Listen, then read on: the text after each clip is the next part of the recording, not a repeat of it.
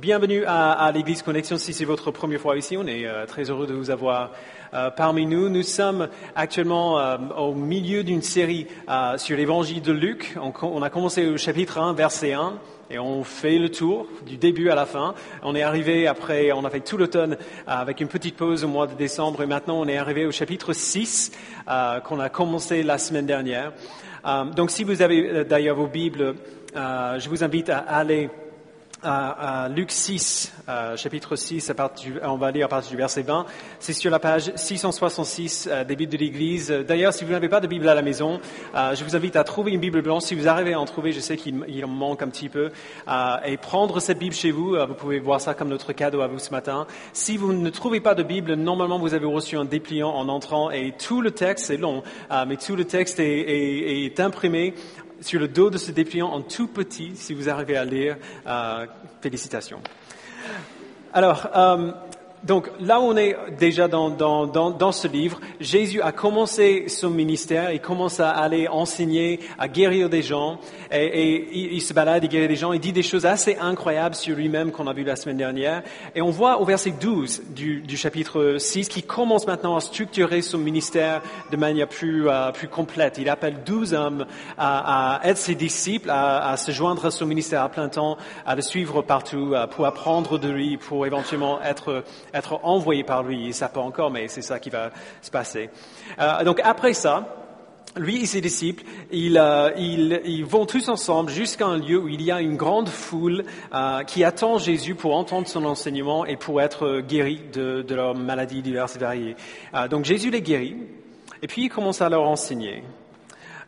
Ce que Luc nous écrit à partir du verset 20 du chapitre 6 et jusqu'au verset 49, c'est une sorte d'abrégement sur le fameux sermon sur la montagne que presque tout le monde a déjà entendu, au moins en partie, qu'on voit dans l'évangile de Matthieu, chapitre 5 jusqu'au chapitre 7, et beaucoup du même contenu est ici aussi. Et donc voici ce qu'on va faire. On va plutôt rapidement suivre son enseignement. On va tout lire. Du verset 20 jusqu'au verset 49. Petit à petit, on va suivre son enseignement plutôt rapidement pour essayer d'apprendre de lui. Et je n'aurai pas énormément de choses à ajouter à ce que Jésus dit parce que c'est très clair. L'ironie de préparer un sermon sur un sermon n'est pas perdu pour moi. Mais ce qu'on va voir, on va faire le tour de ces enseignements et on va voir à un moment donné qu'il y a un problème qui se présente. Quand on prend les enseignements de Jésus au sérieux, il y a toujours un problème qui se présente à nous. Et donc, on va essayer de voir comment on peut résoudre ce problème. Donc, cela dit, commençons à lire ensemble à partir du verset 20. La première chose qu'on voit dans ce qu'il dit, c'est que Jésus sépare les gens en deux catégories. Ceux qui sont heureux et ceux qui ne le sont pas. Donc, lisons ensemble à partir du verset 20. Alors, Jésus se leva les yeux sur ses disciples, et dit, « Heureux vous qui êtes pauvres, car le royaume de Dieu est à vous. Heureux vous qui avez faim maintenant, car vous serez rassasiés. Heureux vous qui pleurez maintenant, car vous rirez. Heureux serez-vous lorsque les hommes vous détesteront, lorsqu'ils vous chasseront, vous insulteront et vous rejetteront comme des êtres infâmes à cause du Fils de l'homme. Réjouissez-vous ce jour-là et sautez de joie, parce que votre récompense sera grande dans le ciel. En effet, c'est de la même manière que leurs ancêtres traitaient les prophètes. Mais malheur à vous, riches, car vous avez votre consolation. Malheur à vous qui êtes comblés maintenant, car vous aurez faim. Malheur à vous qui riez maintenant, car vous serez dans le deuil et dans les larmes. Malheur lorsque tous les hommes diront du bien de vous, car c'est de la même manière que leurs ancêtres traitaient les prétendus prophètes. Alors, Jésus dit toutes ces choses parce qu'il y a des gens dans la foule qui sont pauvres, qui sont dans le besoin, qui souffrent. Et donc Jésus prononce une série de bénédictions sur ces personnes-là. Et en même temps, il y a aussi des gens dans la foule qui sont riches, qui sont aisés, qui sont bien, qui sont heureux. Et il semble condamner ces personnes pour leur richesse. Et beaucoup de gens, historiquement, ont vu ces bénédictions. À chaque fois que Jésus dit « Heureux vous qui êtes pauvres » et ainsi de suite, ils voyaient ça comme des exigences pour entrer dans le royaume de Dieu. Et donc, ils ont entendu Jésus dire « Heureux les pauvres, ceux qui ont faim, ceux qui pleurent, et ainsi de suite. » Et donc, ils se disent « Ok, du coup, je donne tout mon argent, je fais un jeûne quasi perpétuel, je mange pas bien, je suis généralement triste tout le temps, je vois tout ce qu'il y a, toutes les raisons pour être triste, et j'y vais à fond. Et comme ça, si je fais toutes ces choses-là, je serai heureux, il dit. Je serai béni si je suis pauvre, si j'ai faim, si je souffre, et ainsi de suite. Et du coup, Dieu m'acceptera. C'est pas ce qu'il dit. Ce n'est pas ce qu'il dit. Regardez bien à la manière dont il formule ces phrases. Verset 20, il dit « Heureux vous qui êtes pauvres, car le royaume de Dieu est à vous. Pas sera à vous si vous êtes pauvres, il est à vous. Le royaume est à vous. » Verset 22. « Heureux serez-vous lorsque des hommes vous détesteront, lorsqu'ils vous chasseront, vous inciteront, vous rejetteront comme des êtres infâmes à cause du Fils de l'homme. » Donc à cause de Jésus. Les seules personnes qui sont rejetées à cause de Jésus, c'est ceux qui sont disciples de Jésus, ceux qui suivent Jésus. Vous voyez, les bénédictions qu'il donne ici ne sont pas des exigences pour entrer dans le royaume. Ce sont des affirmations que ceux qui sont déjà dans le royaume sont heureux, peu importe à quel point ils sont pauvres, affamés ou souffrants. La raison pour laquelle il parle de ces choses, c'est parce que en Israël, au 1er siècle, si tu étais disciple de Jésus, il y avait de très fortes chances que ta vie deviendrait nettement plus difficile après. Les gens te rejetteraient pour ta foi, tu perdrais peut-être ton travail, tu ne serais pas capable de payer tes frais et ainsi de suite. Tu serais peut-être même tué pour ta foi. Souvent, même encore aujourd'hui, dans beaucoup d'endroits dans le monde, être chrétien, c'est être affamé, pauvre et persécuté. Et donc, il rappelle à ses disciples que ça vaut le coup de le suivre quand même. Que le fait qu'ils souffrent et qu'ils ont faim et qu'ils sont pauvres à cause de lui, ce n'est pas pour autant qu'ils ne sont pas bénis, qu'ils n'ont pas des raisons pour être heureux. La marque, être riche ou heureux ou bien vu, avoir une bonne réputation, ne pas être persécuté, toutes ces choses ne sont pas mauvaises en soi, mais la marque d'un chrétien, c'est d'être tellement satisfait en Dieu que même si toutes ces choses sont enlevées, si du coup on se trouve pauvre et affamé et persécuté, on réalise qu'on n'a rien perdu d'essentiel. On n'a pas, finalement, si on regarde les deux cas de figure, rester riche et satisfait et bien vu sans Jésus, et être pauvre et affamé et persécuté avec Jésus, ceux qui sont avec Jésus ne sont pas ceux qui sont perdants dans ce cas de figure-là. Ensuite, il dit au verset 27 quelque chose qu'on connaît très très bien, que même les non-chrétiens connaissent. Verset 27. « Mais je vous dis, à vous qui m'écoutez, aimez vos ennemis, faites du bien à ceux qui vous détestent, bénissez ceux qui vous maudissent, priez pour ceux qui vous maltraitent. Si quelqu'un te frappe sur une joue, présente-lui aussi l'autre. Si quelqu'un prend ton manteau, ne l'empêche pas de prendre encore ta chemise. Donne à toute personne qui t'adresse une demande et ne réclame pas ton bien à celui qui s'en empare. Ce que vous voulez que les hommes fassent pour vous, faites-le vous aussi de même pour eux. Si vous aimez ceux qui vous aiment, quelle reconnaissance en avez-vous ? En effet, les pécheurs aussi aiment ceux qui les aiment. Si vous faites du bien à ceux qui vous font du bien, quelle estime en avez-vous ? En effet, les pécheurs aussi agissent de même. Et si vous prêtez à ceux dont vous espérez recevoir en retour, quel gré vous en sait-on ? En effet, les pécheurs aussi prêtent aux pécheurs afin de recevoir l'équivalent.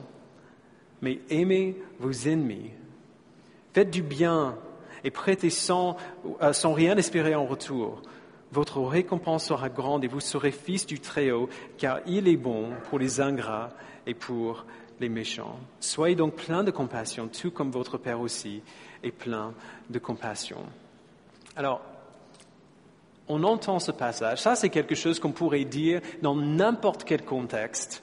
Pas du tout, on peut le sortir de l'église, ce passage, le dire à quasiment tout le monde, et tout le monde dirait, ouais, c'est bien ça. Aimez vos ennemis, tout le monde est d'accord avec ça en théorie. En théorie, tout le monde aime beaucoup cette idée-là. Ce que vous voulez que les autres fassent pour vous, faites aussi de même pour eux. Aimez vos ennemis, pas juste ceux qui vous aiment, mais aussi ceux qui vous maltraitent. Soyez généreux envers ces personnes, montrez-leur de l'amour et tout le monde dit « ouais », jusqu'au moment où il se retrouve face à un ennemi. En réalité, c'est pas aussi facile que ça quand même. Les ennemis se battent contre toi. Ils t'abusent, ils te dérobent. Il y a quelques mois, la serrure, j'ai déjà raconté cette histoire, mais la serrure de la porte de notre appartement a été cassée et donc on a appelé en urgence un serrurier pour le réparer et on s'est fait avoir. On a payé presque le double, ou plus que le double même, de ce qu'on aurait dû payer. La réaction naturelle de n'importe quel être humain ordinaire, à ce moment-là, n'est pas de dire « mais je t'aime, monsieur le voleur ». N'est pas de montrer, de ressentir de l'affection pour cet homme-là.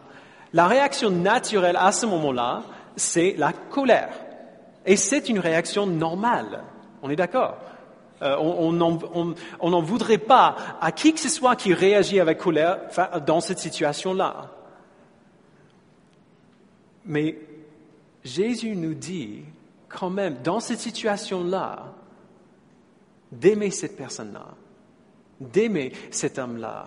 En théorie, on aime bien, mais en pratique, c'est nettement plus difficile que ça. Nous aimons l'idée d'aimer nos ennemis, mais vraiment, si on est honnête, ça n'arrive quasiment jamais. Détester ses ennemis, donner à ceux qui peuvent nous rembourser un jour, est beaucoup plus naturel, beaucoup plus facile.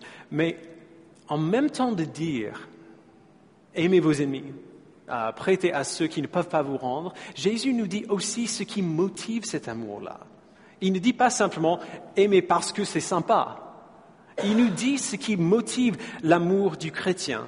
Verset 35 encore. « Aimez vos ennemis, faites du bien et prêtez sans rien espérer en retour. Votre récompense sera grande et vous serez fils du Très-Haut. Car il est bon pour les ingrats et pour les méchants.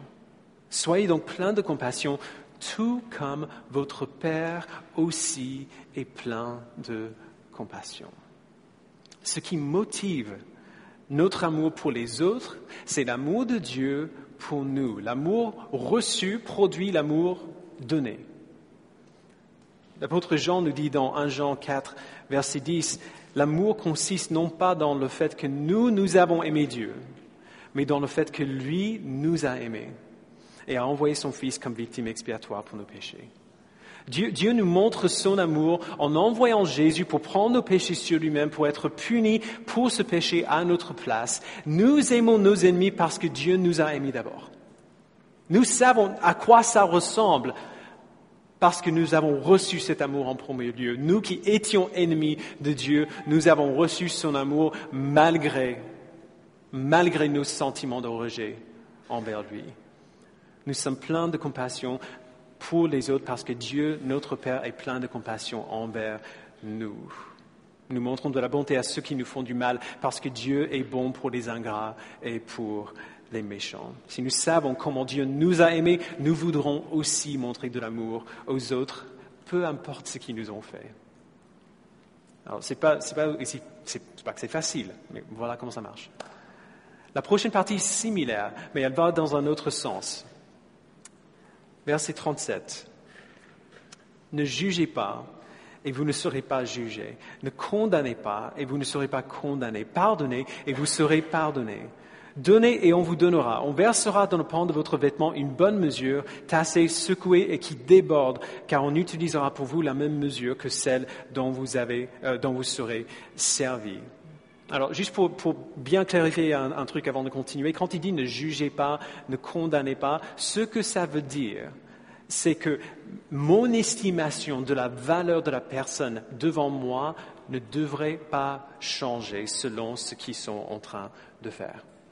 S'il y a quelqu'un devant moi qui n'est pas d'accord avec moi ou qui fait quelque chose que moi je ne trouve pas bien, Je peux le dire, je suis même appelé à le dire dans certains contextes, mais quoi qu'il en soit, quelle que soit la chose dont je dois leur parler, mon estimation de la valeur de cette personne ne diminue pas pour cela. Ne bouge pas du tout. On va y revenir, mais c'est ça qu'il veut dire. Alors ici, il parle de la réciprocité des relations. Si on ne juge pas, si on ne traite pas les autres avec mépris pour ce qu'ils font, on ne sera pas jugé. Si on montre de la compassion, on nous montrera de la compassion aussi. Alors, en premier lieu, il parle simplement d'un fait humain. La douceur et la compassion ont tendance à être contagieuse. Si on montre de la compassion envers quelqu'un, souvent, ils ont tendance à nous répondre de la même manière. Ils seront plus aptes à nous répondre avec douceur si nous les traitons avec douceur d'abord. Et même quand on ne nous répond pas de la même manière, si je montre de la compassion envers quelqu'un et cette personne-là ne rend pas la compassion que je lui ai montrée, je sais quand même que Dieu voit ce que je fais et il bénit et il récompense ceux qui lui obéissent en faisant comme il nous dit de faire. Et donc, même si la personne ne me rend pas la compassion que je lui ai montrée, Dieu me rend cette compassion-là. Des gens voient ce qu'il y a en nous, comment nous nous sentons vis-à-vis d'eux, et ils ont tendance à répondre de la même manière. Quand Jésus dit « ne jugez pas, ne condamnez pas », il ne veut pas dire ne jamais dire aux autres quand ils sont en train de faire quelque chose qui n'est pas en ligne avec la volonté de Dieu. Il veut dire que notre manque de jugement, notre manque de mépris envers cette personne-là va venir teinter cette discussion-là, si je peux le dire comme ça. Le sentiment que j'ai vis-à-vis de l'autre personne va radicalement changer la manière dont je dis ce que j'ai à dire et la manière dont la personne reçoit ce que je dois dire. Les gens vont voir qu'on s'intéresse plus à eux qu'à leurs péchés. Ils vont voir que nous les aimons, eux, malgré, peu importe ce qu'ils font, nous les aimons. Et ils vont voir, on espère, si on manifeste bien cet amour-là, ils vont voir que la raison pour laquelle on dit ces choses n'est pas pour les juger, n'est pas pour les condamner, mais pour les aider parce qu'on les aime. Parce qu'on les aime. Et donc, du coup, même si finalement ils ne sont pas d'accord, en fin de compte, ils seront en tout cas plus aptes à discuter sereinement de cela. Les gens seront beaucoup plus prêts à écouter et à considérer ce que la Bible les appelle à faire. Et ils seront aussi beaucoup plus prêts à parler de leurs péchés quand la personne en face est aussi honnête concernant ses propres péchés. C'est ce que Jésus dit à partir du verset 39. Il leur dit aussi cette parabole. Un aveugle peut-il conduire un aveugle? Ne tomberont pas tous deux dans un fossé? Le disciple n'est pas supérieur à son maître, mais tout disciple bien formé sera comme son maître. Pourquoi vois-tu la paille qui est dans l'œil de ton frère, et ne remarques-tu pas la poutre qui est dans ton propre œil? Et on dit que Jésus n'avait pas de sens de l'humour. Ou comment peux-tu dire à ton frère, « Frère, laisse-moi enlever la paille qui est dans ton œil, toi qui ne vois pas la poutre qui est dans le tien? » Hypocrite, enlève d'abord la poutre de ton œil, alors tu verras clair pour retirer la paille qui est dans l'œil de ton frère. Donc vous voyez, il y a un moment qui arrive où on doit enlever la paille de l'œil de notre frère. Il ne dit pas qu'on ne doit pas le faire, mais avant cela, on est honnête par rapport à nos problèmes, par rapport à nos luttes, par rapport au fait que ce avec quoi tu luttes, je lutte aussi moi. Qu'on est ensemble dans cette lutte-là. Il y a des chrétiens qui ont une sorte de radar pour ce qu'ils voient comme des péchés. À une époque, il y avait un gars dans l'Église qui semblait penser que c'était sa mission d'aller chercher les péchés des autres et de les exposer. D'aller dire, et souvent il n'allait pas vers la personne pour le dire, il venait vers moi. T'as vu ce qu'un tel a fait? T'as vu ce que ceci ou cela a fait?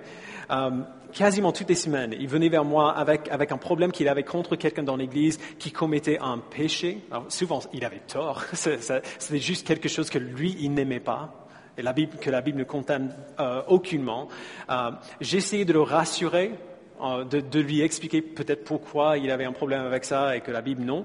Mais en même temps, j'essayais de l'aider à tourner cet œil critique vers lui-même, pour s'examiner lui-même, parce qu'il parlait de ces personnes non pas avec amour, mais avec colère. Non pas avec un souci pour leur bien, pour leur âme, pour leur sainteté, mais avec une sorte de mépris. Il disait souvent, quand il me parlait de ce que vous faisiez, du coup, il disait souvent, mais moi je ne ferai jamais ça. Moi je ne ferai jamais ça. Cette comparaison entre lui-même et la personne dont il parlait, c'était ça le problème. Il essayait d'enlever la paille de l'œil de ses frères et de ses sœurs, mais il ne voyait pas les deux énormes poutres dans les siens. Il y a des chrétiens comme ça partout. On peut les trouver très facilement. Ils ont un sixième sens pour voir des problèmes chez les autres, mais ils ne s'examinent quasiment jamais de la même manière. Mais l'Évangile nous dit que nous sommes tous des pécheurs. Nous sommes tous dans ce même cas de figure. Nous sommes tous enclins vers ce que Dieu appelle le péché. Nous avons tous besoin de nos frères et de nos sœurs pour nous aider à voir le péché dans nos propres vies, et nous avons tous besoin d'aide pour mettre à mort ces péchés-là. Si nous allons aider nos frères et nos sœurs à devenir saints, et c'est l'appel de la Bible pour nous, si nous allons les aider à devenir de plus en plus conformes à Jésus-Christ, nous devons être tout aussi déterminés à être saints nous-mêmes. Nous avons tous la même maladie et nous bénéficions tous de la même solution, la croix de Jésus. Alors jusqu'ici, quasiment tout ce que Jésus a dit serait généralement acceptable par tout le monde. Tout ce que Jésus a dit, on pourrait écouter et dire « ouais, c'est bien ça. Ouais, c'est bien. Aimez vos ennemis, ne jugez pas, ne condamnez pas. » Ce que vous voulez que les autres fassent pour vous, faites de même pour eux. Oui, c'est bien. Ça risque de changer un peu ici. Au moins si on prend au sérieux ce qu'il dit. Verset 43. Un bon arbre ne porte pas de mauvais fruits, ni un mauvais arbre de bons fruits. En effet, chaque arbre se reconnaît à son fruit. On ne cueille pas des figues sur des ronces, et on ne vendange pas des raisins sur des ronces. L'homme bon tire de bonnes choses du bon trésor de son cœur, et celui qui est mauvais tire de mauvaises choses du mauvais trésor de son cœur. En effet, sa bouche exprime ce dont son cœur est plein. La raison pour laquelle, je crois, Jésus dit avant de ne pas juger les autres, d'enlever la poutre qui est dans ton œil avant d'essayer d'enlever la paille qui est dans l'œil de ton frère. C'est parce que il dit cela pour nous faire nous examiner nous-mêmes, pour nous donner des raisons, pour examiner nos propres cœurs, pour voir ce qu'il y a, parce qu'il dit bien là que si on a la foi en Christ, ça va se voir. Il y aura quelque chose de différent à cause de cette foi. Il y aura des fruits qu'on voit qui sortent de cette foi-là. Et donc du coup, on voit ça, un bon arbre porte de bons fruits, un mauvais arbre porte de mauvais fruits. Et donc du coup, on essaie de travailler sur les fruits, de faire un travail sur le fruit qui voit, sur le comportement extérieur. On veut être un certain type de personne, et donc on va essayer de nous comporter d'une certaine manière pour être ce type de personne-là. On va faire une liste de tous les actes qu'on considère comme mauvais. Les chrétiens sont super doués pour faire ce genre de liste. Sur la liste, on va mettre ce côté négatif. On va mettre parler méchamment aux autres, peut-être crier, trop boire, coucher avant le mariage, regarder des films porno, ainsi de suite. Il y a des tonnes de choses qu'on pourrait mettre là et ça varie de personne en personne. Et du côté positif, on va voir donner aux pauvres, être gentil avec ses voisins, aider la vieille dame à traverser la rue avec ses courses, être tolérant avec les autres qui ne sont pas d'accord avec nous, et ainsi de suite. Et on essaie de ne pas faire ces choses-là sur le côté négatif de la liste et de faire ces choses-là sur le côté positif de la liste. Et souvent, voici ce qui est surprenant, souvent on y arrive. On fait notre liste, des choses à ne pas faire, des choses à faire, et on y arrive super bien. Et donc on se dit, mais c'est génial, je suis le type de personne, je suis un bon arbre, je porte des bons fruits. il y a 3 grands problèmes avec cela. 3 très grands problèmes. Le premier, c'est que si on est honnête, les non-chrétiens arriveraient très bien à se coller à cette liste-ci. On n'a pas besoin de Dieu pour ne pas faire ce qui se trouve sur le côté négatif et à faire ce qui se trouve sur le côté positif. Les non-chrétiens savent parler gentiment. Ils savent se contrôler devant l'alcool. Ils savent ne pas se donner à des désirs qui pourraient abuser l'autre. Au moins, ils n'ont pas besoin de Dieu pour faire ces choses-là. Le deuxième problème, c'est que nous allons certainement nous tromper dans la liste. C'est inévitable. Si on fait une liste comme ça, on va se tromper, c'est sûr. On va inclure des comportements qui ne sont pas des péchés du tout, mais que j'aime pas, moi, qui m'énervent, moi, dans le côté pécheur, ou dans le côté des péchés. Et du coup, on va condamner ces activités chez quelqu'un d'autre, alors que ce n'est pas un péché du tout, mais ça m'énerve tout simplement. Et on va oublier de mettre tout un tas de choses sur le côté positif de la liste, des choses qu'on trouve bien, mais qui vont dans le sens du caractère de Dieu. On va oublier de mettre des choses des deux côtés, et du coup, il y aura des choses qu'on va continuer de faire que Dieu dit être un péché. Et il y a des choses qu'on va négliger de faire que Dieu nous appelle à faire. Le troisième problème, c'est que toutes ces choses-là, des actes qui sont des actes extérieurs, des comportements extérieurs, toutes ces choses-là ne viennent qu'en deuxième lieu. Toutes ces choses-là viennent après. Regardez ce que dit Jésus au verset 45. L'homme bon tire de bonnes choses du bon trésor de son cœur. L'homme bon tire de bonnes choses du bon trésor de son cœur. Alors pour être clair, à chaque fois que la Bible parle de ce trésor, ce qu'on voit quand on voit ce bon trésor dans la Bible, elle parle à chaque fois de Dieu lui-même. Du fait de chérir Dieu plus que tout, d'avoir Dieu comme le centre et le comble de nos affections, le centre de notre espérance, le centre de notre joie, de le désirer plus que tout, de l'aimer plus que tout, c'est ça, avoir le bon trésor. Alors si nous voulons vivre la bonne vie, la vie que la Bible nous appelle à vivre, il ne suffit pas de faire les bonnes choses et de ne pas faire les mauvaises choses. Nous devons avoir le bon trésor. C'est une nécessité absolue. L'homme bon tire de bonnes choses du bon trésor de son cœur. Si ça ne sort pas du trésor, les bonnes choses ne sont pas bonnes. En tout cas, pas de manière ultime, pas de manière finale. Vous voyez, la motivation est primordiale. Le plus important n'est pas ce que nous faisons, mais ce que nous aimons. Ce que nous aimons. Pourquoi on fait quelque chose est aussi important que ce qu'on fait. Et on comprend cela instinctivement. De manière naturelle, on comprend ça. Si je rentre le soir, après avoir travaillé toute la journée, je suis fatigué, je ne veux qu'une seule chose, c'est de me mettre sur le canapé avec un bon livre et simplement me reposer quelques minutes. Mais plutôt que de faire ça, je décide de jouer avec mon fils. La raison pour laquelle je le fais est très importante et va se voir. Si je le fais parce qu'il n'arrête pas de me demander, je m'énerve, et finalement je fais, mais oh bon sang, ok, je joue avec toi parce que tu ne me lâches pas. Ou alors, si je suis fatigué, je me mets sur le canapé et dis, papa, est-ce que tu peux jouer avec moi? Et j'ai tellement d'amour pour lui que je suis prêt à sacrifier mes propres désirs, à ne pas me reposer comme je veux pour qu'il puisse passer du temps avec son père.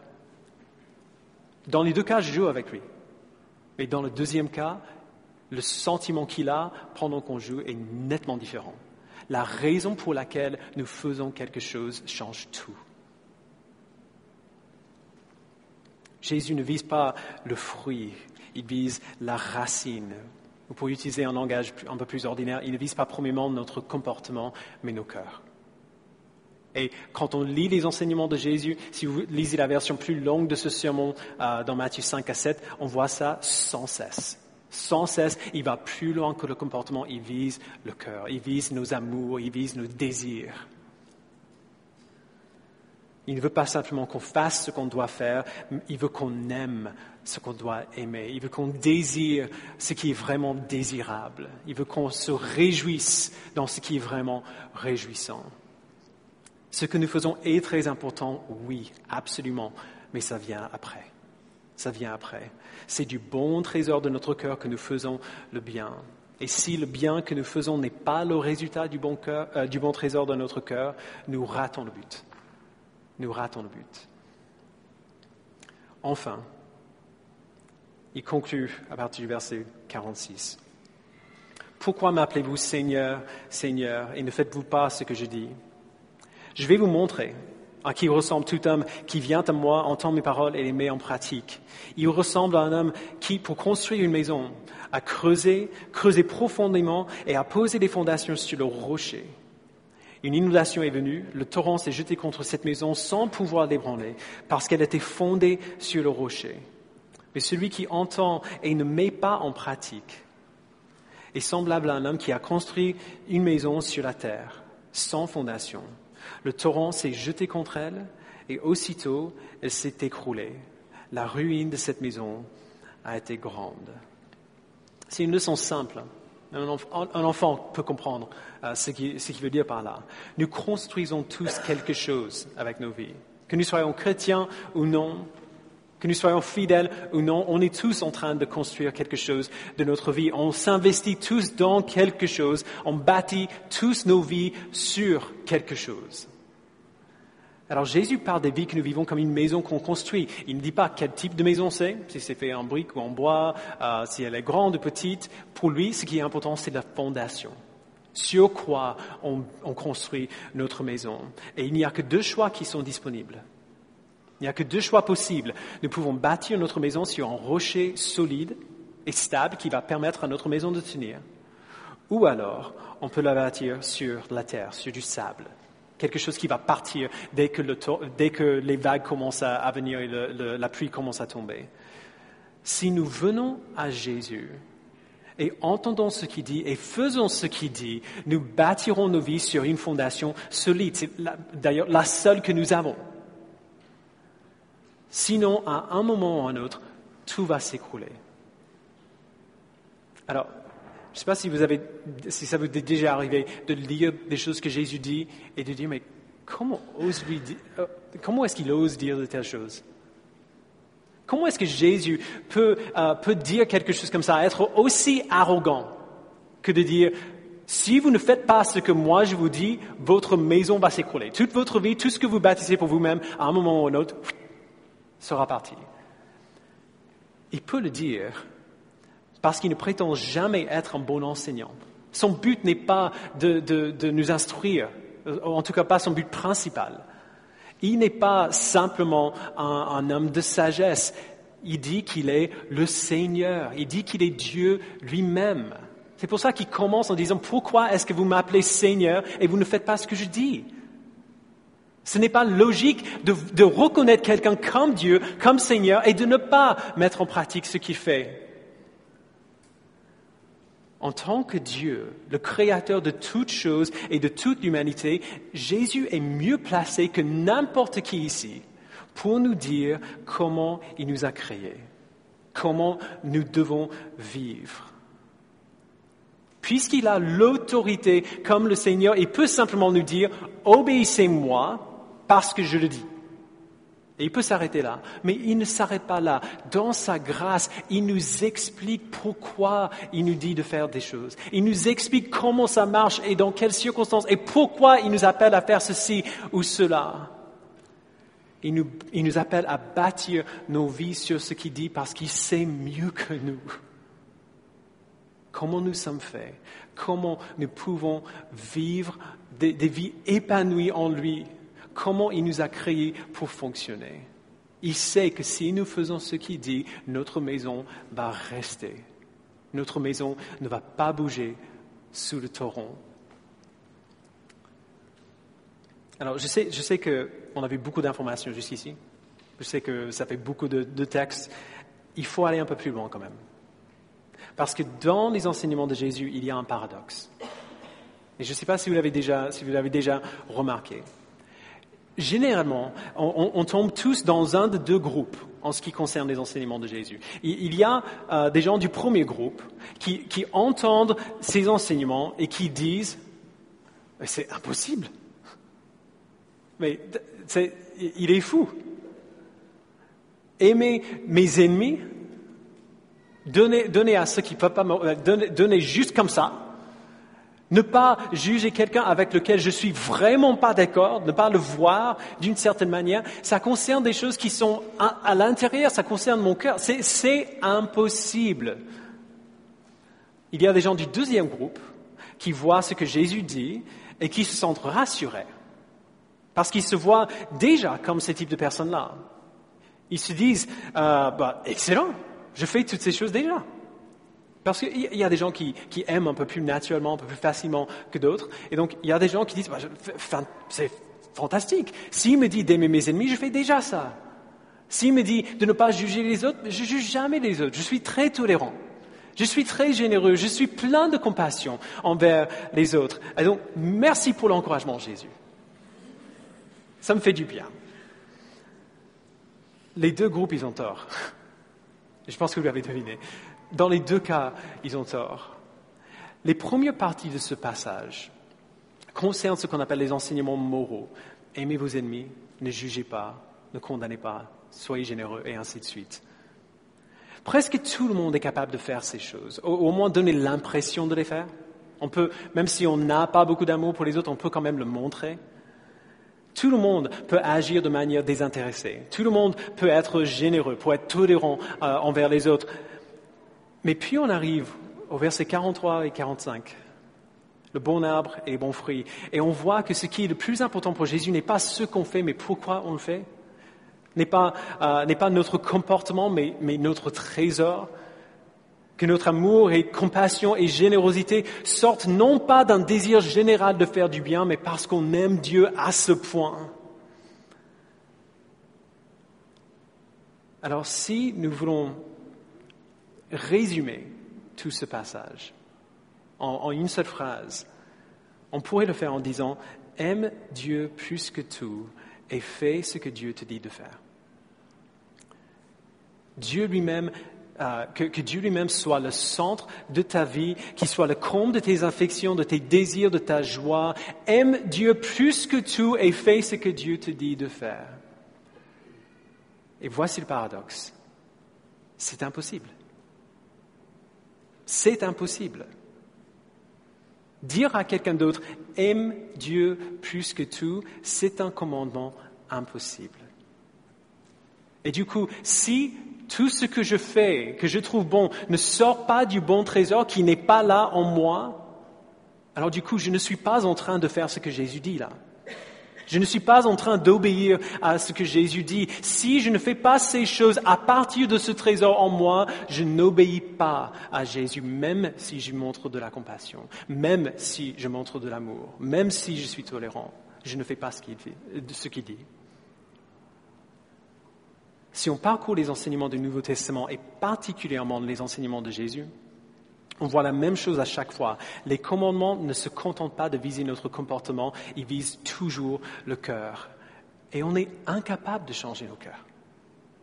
Nous sommes incapables de nous obliger d'aimer quelque chose. Vous avez déjà essayé ça? Si vous n'aimez vraiment pas quelque chose, de vous forcer à l'aimer? Paul, il déteste les concombres. Je comprends pas. Encore. Mais si je disais à Paul, s'il était à la maison, je disais à Paul, alors tu vas manger ces concombres et tu vas les aimer. Je pourrais éventuellement lui obliger à les manger. Je ne peux rien faire contre son sentiment vis-à-vis de ces concombres. Je ne peux pas le forcer à aimer ceux qu'il n'aime pas et on ne peut pas faire ça pour nous-mêmes non plus. Si la racine de l'obéissance au commandement de Dieu commence dans nos cœurs, on est fichu, parce qu'on ne peut pas changer nos cœurs. Ça, c'est quelque chose qui est impossible pour nous. Mais c'est là qu'intervient la bonne nouvelle de l'Évangile, évidemment. Il y a un passage qu'on lit souvent ici, d'ailleurs, on l'a lu ce matin, et j'avais pas dit à Alex que je prévoyais lire ce texte-là, mais il revient si souvent, et on en parle si souvent, parce qu'il montre tellement clairement la résolution de ce paradoxe en particulier. Donc je mets encore sur l'écran, Ézéchiel 36, verset 26. Dieu dit à son peuple, « Je vous donnerai un cœur nouveau. Je vous donnerai un cœur nouveau. Et je mettrai en vous un esprit nouveau. Je retirerai de votre corps le cœur de pierre et je vous donnerai un cœur de chair. C'est mon esprit que je mettrai en vous. Ainsi, je vous ferai suivre mes prescriptions, garder et respecter mes règles. » Tout seul, parce que nous sommes nés dans le péché, tout ce que nous désirons naturellement est péché. Même si nous désirons des choses qui ne sont pas mauvaises en soi, nous les désirons pour la mauvaise raison. Même si ces choses semblent bonnes, elles ne sortent pas à partir d'un désir de glorifier Dieu parce qu'on l'aime tellement. Et donc Dieu arrive. Il voit notre situation, il voit notre état de pécheur qui est incapable de produire ce bon cœur, ce bon trésor en nous-mêmes, qui est incapable de changer ses propres racines. Il arrive, il nous voit et sans nous demander notre avis, sans même nous demander la permission, il change nos cœurs. Il nous donne un nouveau cœur. Il sort notre cœur de pierre et il nous donne un cœur de chair. Il met son esprit en nous, il nous fait venir à lui et nous fait obéir à ses commandements. Il nous fait aimer ce qu'il aime et désirer ce qu'il désire. Il change nos affections pour être dirigés enfin pour la première fois dans son sens. Pour voir les choses qu'il dit être bonnes comme véritablement bonnes. Parce qu'elles viennent de lui.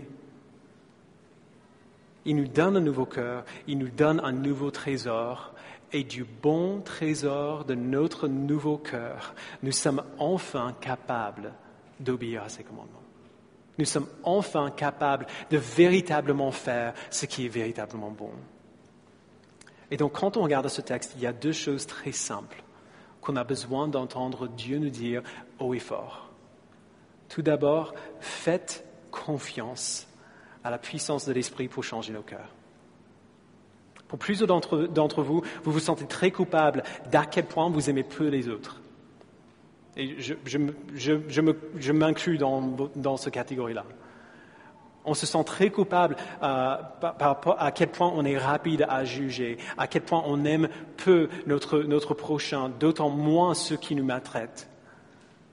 Ce n'est pas une mauvaise chose d'être déçu de ces choses-là. Ce n'est pas une mauvaise chose de ne pas se contenter avec cet état-là. Mais quand même, j'ai presque envie de demander, vous attendiez à quoi? Que ce soit facile d'aimer vos ennemis? Que ce soit facile de ne pas juger les autres? On est des pécheurs quand même. On est fait comme ça. Alors, certaines personnes ont une capacité un peu plus naturelle de montrer de la compassion envers les autres, mais pour nous tous, on va se trouver à un moment donné devant quelqu'un que nous n'aimons pas et que nous n'arrivons pas à nous faire aimer. On arrive devant quelqu'un que nous jugeons instinctivement, sans le faire exprès. On est pécheur, on ne peut pas faire ça seul. Et la bonne nouvelle, c'est qu'on n'a pas besoin de le faire seul.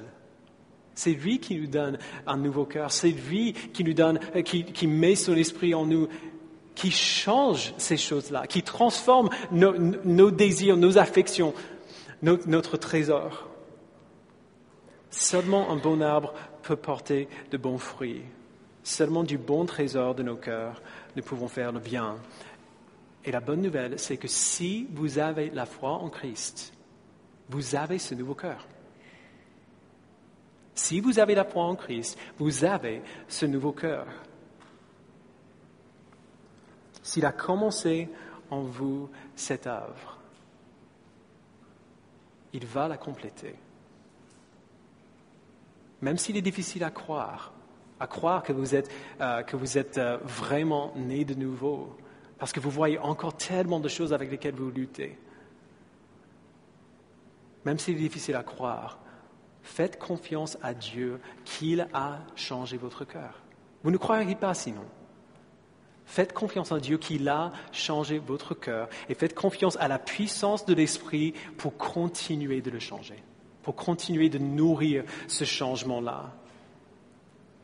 Et d'ailleurs, si vous essayez de vivre comme ça sans avoir Dieu comme votre trésor, sans aimer Dieu, sans faire ces choses à partir d'un amour pour Dieu, à partir d'un cœur changé, alors ce texte est là aussi pour nous faire poser la question, est-ce que ces choses sont vraies pour moi ? Est-ce que ça s'est vraiment passé en moi ? Mais encore, la bonne nouvelle, c'est que quand on ne voit pas l'évidence de son esprit en nous, nous pouvons lui demander de faire cette œuvre en nous. Nous pouvons, et nous sommes appelés à lui demander de nous changer, de nous transformer, de continuer, de faire sortir en nous l'évidence de son œuvre dans nos cœurs. Alors demandez-lui de le faire. Jésus a dit qu'il ne détournerait jamais quelqu'un qui vient à lui avec foi. Si vous voulez qu'il fasse cette œuvre en vous, alors demandez-lui de le faire et faites-lui confiance pour le faire. Donc voilà la première chose, faites confiance à Dieu pour faire le nécessaire en vous, mais surtout, n'arrêtez pas là. N'arrêtez pas là. Tellement de gens qui croient ces choses, qui croient à ce qu'on a vu dans Ézéchiel 36, se disent, ok, d'accord, Dieu va changer mon cœur, il va faire le nécessaire en moi, ok. Et ils attendent. Qu'est-ce que je fais en gros, ils se disent, tant que je ne ressens pas un grand changement en moi, je ne peux rien faire. Et donc, je ne fais rien. Jésus nous donne des commandements ici, frères et sœurs. Il nous donne des choses à faire. Il nous ordonne de faire ces choses, de vivre comme il nous dit de vivre, de faire ce qu'il nous dit de faire. Alors, faites confiance à Dieu pour faire cette œuvre en vous, et puis, faites ce que Jésus vous dit de faire. Faites ce qu'il vous dit de faire. Bâtissez votre maison sur le rocher. Si vous l'appelez Seigneur, alors faites comme il dit. C'est le mystère de la sainteté et je ne peux pas expliquer comment ça marche. Mais ce que Dieu nous dit dans Ézéchiel 36, ce qui nous donnera un nouveau cœur et nous fera obéir, cela se réalise à travers l'appel de ses commandements. Quand il dit qu'il va changer nos cœurs, qu'il va faire cette œuvre en nous, ça se fait quand on entend les commandements. Et qu'à partir du bon trésor de notre cœur, on les met en pratique. La promesse d'Ézéchiel 36 s'accomplit à travers notre obéissance. Et donc, si vous avez la foi en Christ, si vous avez placé votre foi, votre confiance pour votre salut en lui, alors faites ce qu'il vous dit de faire. Obéissez à ses commandements, même si vous ne les comprenez pas. Écoutez ses paroles et faites ce qu'il vous dit. Bâtissez vos maisons sur le rocher. Parce que lorsque l'inondation arrive, lorsque le torrent se jettera contre la maison sans pouvoir la casser parce qu'elle sera bien construite. Qu'est-ce que Dieu fait bien les choses? Qu'est-ce que Dieu fait bien les choses? Je vous invite à prier avec moi.